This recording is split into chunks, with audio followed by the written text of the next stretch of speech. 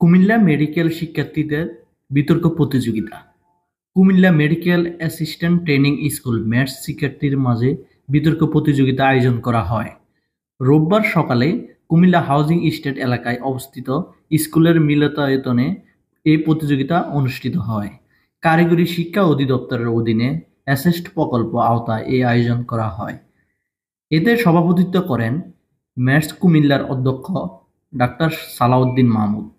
বিশেষ অতিথি ছিলেন কুমিল্লা মেডিকেল কলেজ সার্জারি বিভাগের বিভাগীয় প্রধান অধ্যাপক ডাক্তার এস.এম. শফিউল আজম চৌধুরী, কুমিল্লা মেডিকেল কলেজ হাসপাতালের উপপরিচালক ডাক্তার মোহাম্মদ শাহজাহান।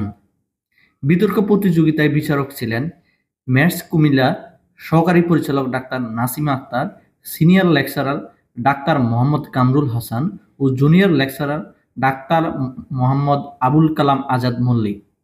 প্রতিযোগিতায় মেটর ছিলেন ম্যাটস কুমিল্লা টিউটর গাজী মোস্তফা আলতাফ আরিফ ও ল্যাব টেকনোলজিস্ট মোহাম্মদ শফিকুল ইসলাম ভূঁইয়া। বিতর্ক প্রতিযোগিতার বিষয় ছিল প্রতিকার নয়, প্রতিরোধই শ্রেষ্ঠ উপায়। টাকায় সব সুখ শান্তি আনতে পারে ও সুশিক্ষায় মানবতার জন্য অপরিহার্য।